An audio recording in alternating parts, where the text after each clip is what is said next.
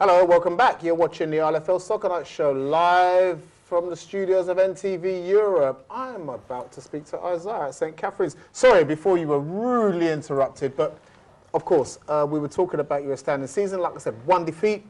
Good season, of course, to win it. Is it what you expected?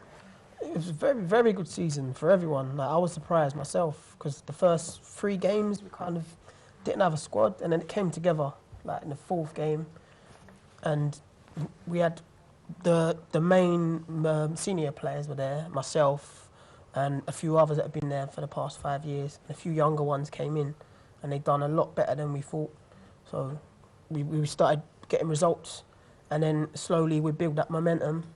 And like you said, we lost 1 game, we drew a game, but there was games where we almost lost, where it was windy, it was muddy, but we all just dug in and ground out the results.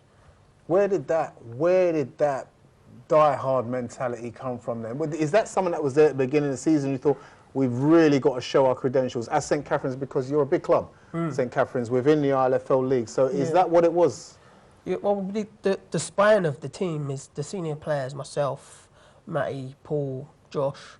We kept it together in the middle, and in and around, like out wide and up top, there were the younger players, so they had the energy, and they just kept us going. And the 2 forwards was just immense every single game. They were like having 2 Jamie Vardys in one team. They would just tell me about the development of these young players. I mean, I saw you.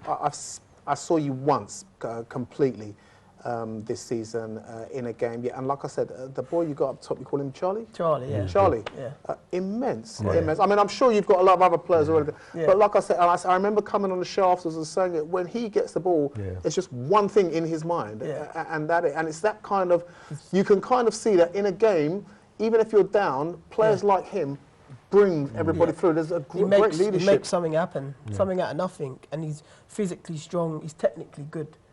He can shoot from anywhere and hit the target, but that's the difference between an average team and a great team. We've got a goal scorer. So this is what I'm asking you now. When did you think to yourself, hang on, this is a division that we're out to win? I mean, I'm sure you didn't think that at the beginning of the season.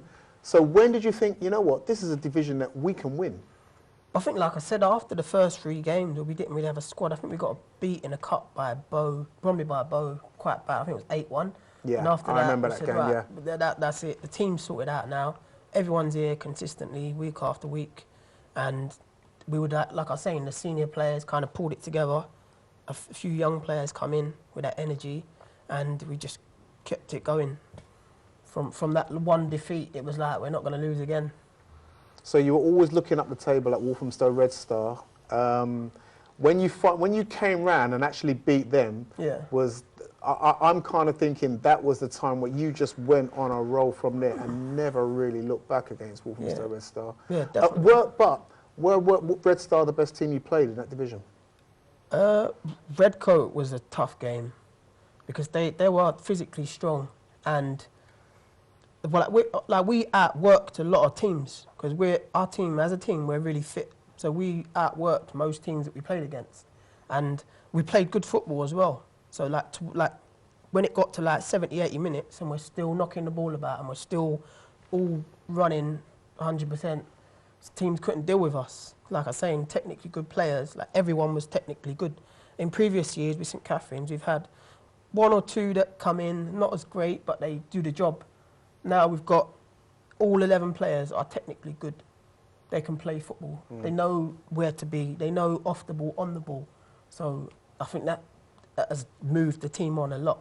Since I've been playing for St. Catherine's for the past 5 years, this is the best team we've had, personally. Is it because both the main team and the reserve team joined up together? Do you think that's made the difference that you needed? There was a reserve team with a few young players, but some of them playing men's football, they couldn't make that step. Because me, myself, when I played, since I was 16 years old, I played men's football.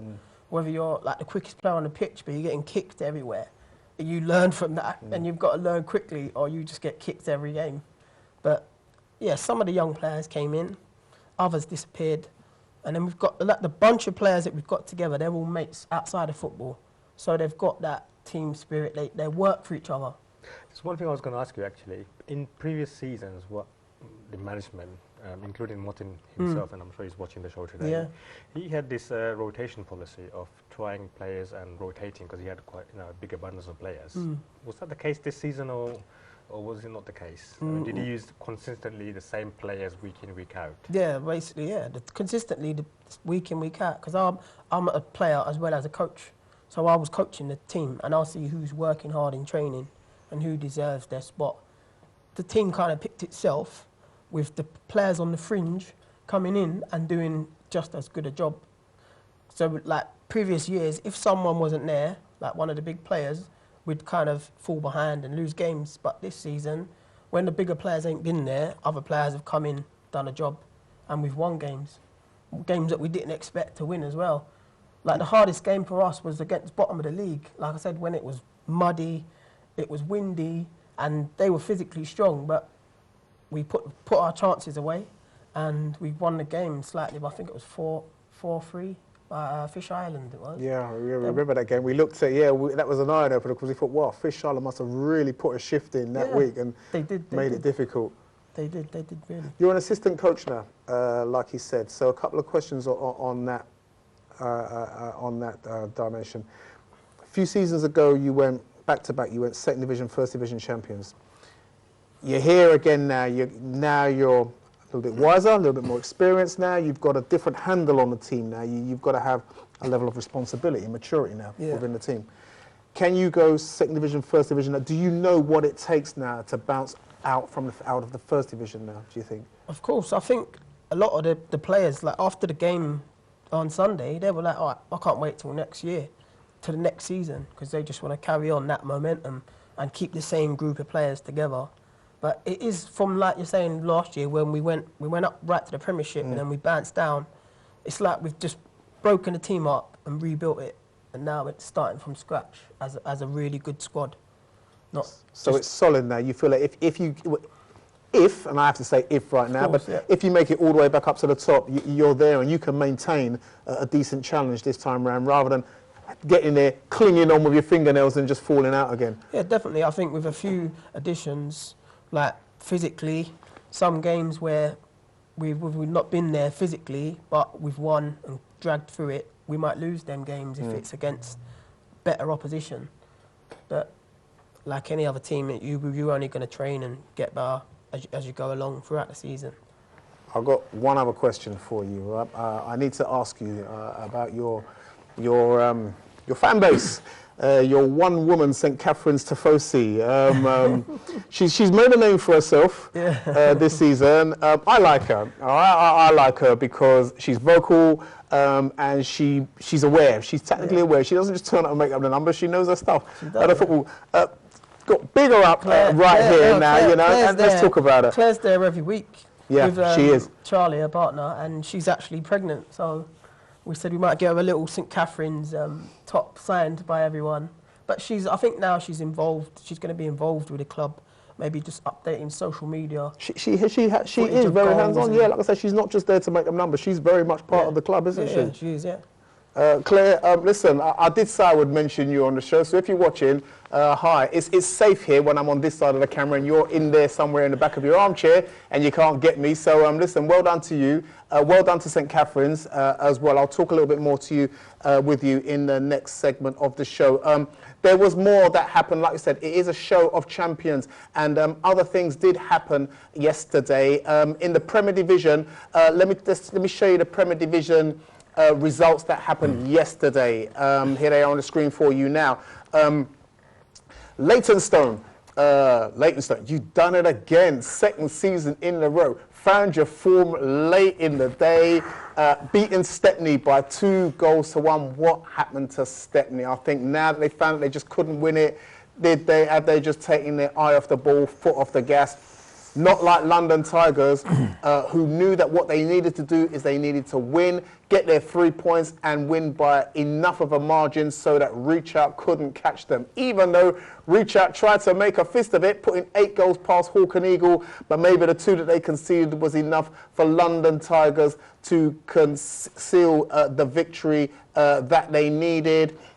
We've seen, obviously, what happened in the first division. We've seen what happened in the second division. There is the Premier Division table. And there you can see 35 points each for Tigers and Reach Out. We thought this season was going to be a lot tighter. We thought Lotus, who look like they're going to get a creditable third place for being a new team in the Premier Division. Not bad, I have to say. We thought it was going to be a little bit tighter. Stepney are fourth place. But London Tigers, you are the Premier Division champions for 2015-16. Well done to you. Like we said, well done to St. Catherine's as well. We've got a clip for you to show you both teams just picking up their trophies. Obviously, they all had to be presented on the day yesterday with their trophies. Here's a little clip for you to take a look at for both teams being presented with the championships. Here it is for you.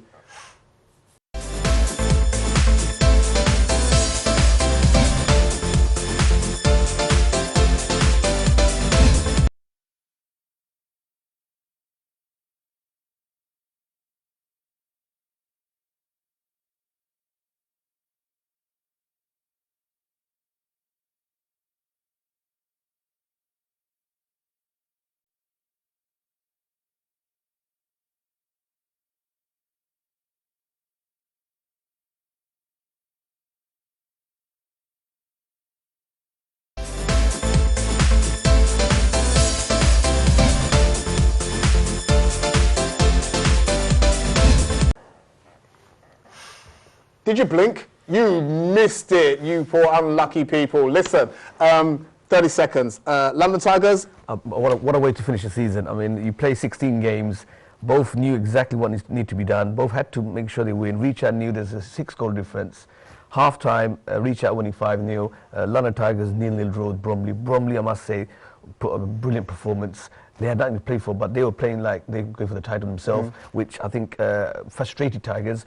And Hawk and Eagle obviously knew, obviously they're playing for pride as well. They don't want to just Reach Out the goals. Half-time, it's 1-goal difference. After 16 games, it's 1-goal difference. Tigers knew, because we were going from back to front for both pitches. In the last 10 minutes, Tigers came strong. They knew, they kept pushing. The subs kept saying, look, they're ahead. So 1 minute to Reach Out is going to win the league. Next minute, Tigers. Next minute. In the last 10 minutes, Tigers did what they do, strong, came in, got those 2 more goals, 1 by 4-1, then Reach Out. Instead of scoring, conceded a goal. So it just made it difficult. In the last 2-3 minutes, they tried, but unfortunately, they failed. But what a way to finish. In the last 10 minutes, the league was decided after 16 games. And credit to London Tigers winning it, and also respect to Reach Out, because they came to Tigers and congratulated them, which was nice to see, a bit of sportsmanship. But it was indeed. I have to echo that as well. Reach Out, well done to you, because immediately after the game, they walked off the pitch, they walked up to London Tigers and shook their hands and said, well done. So near, but yet so far for Reach Out. And maybe, you know what, you can go one step further next season. Good team, strong team, but Tigers were the better team throughout the season.